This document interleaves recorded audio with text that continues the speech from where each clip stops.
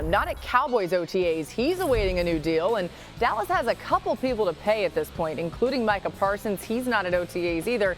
And, of course, Dak Prescott. He is there, but back to CeeDee. Dak Prescott was asked about Lamb's absence yesterday. Here's what he said.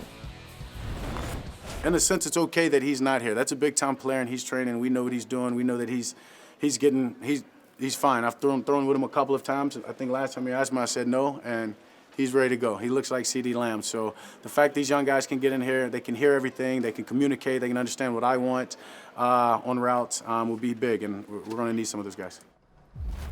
Last season, no player accounted for a higher percentage of his team's receptions than CeeDee Lamb. Other than Lamb, the Cowboys only have one other wide receiver on their roster who has at least 25 receptions in their career. That player is Brandon Cooks, who will turn 31 years old in September. Todd Archer did tell us yesterday that Brandon Cooks looked really good. But, Mike, how do you see this playing out with CeeDee, Dak Prescott, Micah Parsons? They're all looking to get paid in Dallas. The Dallas Cowboys have made a massive mistake. They're either going to lose CeeDee Lamb or have to dramatically overpay him, and here's why. Dak Prescott can't be franchised. You have to get in a room and get his deal done. I don't know why Dak Prescott isn't signed, but it's critical to remember he cannot be franchised. He has to get signed. Then you have Micah Parsons, arguably the best non-quarterback in our sport. He will be franchised 100%. You can't let a good young pass rusher go. That leaves CeeDee Lamb, who's on the precipice of becoming a free agent. So we already talked about players like Jamar Chase, Justin Jefferson. If CeeDee Lamb's about to walk out the door, I've been there as a GM, you're paying a massive premium. So CeeDee Lamb, I know, is anxious to get a deal done, but the way this could actually play out is very plausible. He will have incredible leverage next offseason. Really quick, D. Wood, I just want to say, as Mike T was just pointing out there, he can't be franchised. It's in his deal. It's not just that they wouldn't want to. They literally can't do it. Go ahead, D. Wood. Yeah, everything has a trickle-down effect in Jerry's world right now, starting with the quarterback. But you know, we talk about CeeDee Lamb. You know, what's funny here, Laura, is when the Dallas Cowboys actually woke up and said, "Man, maybe we need to start force-feeding this guy the ball."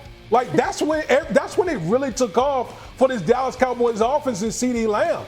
And now they've really put themselves in a crux because there's nothing behind him. That's the thing here. He knows, like, I'm the man on this offense. Outside of Dak Prescott, I'm the man. So the Dallas Cowboys they're in the pickle right now.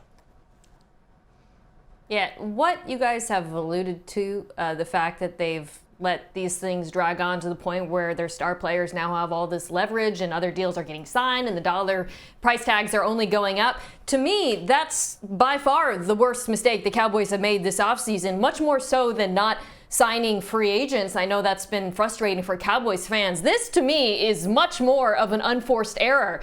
You are good at drafting and developing players. This is the evidence. But to run off successfully, you have to sign those players to deals that don't compromise the entire team, and they simply haven't done so. You can make a case for not doing it with Dak Prescott if they really are tired. They feel like they've hit a ceiling. I don't personally agree with that, but I can understand that.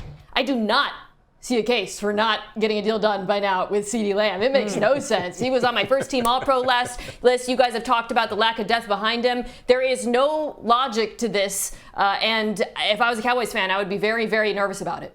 Yeah, Mike, I mean, it's May 23rd right now, so this sort of feels like it's down the road. But is there a world, you think, where we could get to the start of the season and none of these three have new deals with the Cowboys? Absolutely. And if the other side of that conversation, Laura, is if we were representing those three, they're 17 games away from hitting the market. At least we know that for Dak and then one of the other two. So, you know, again, Micah Parsons to me is likely to be franchised, but absolutely. And I think it's to Dallas's massive detriment. They're going to be paying massive premiums next March because these great young players are on the precipice of hitting the market.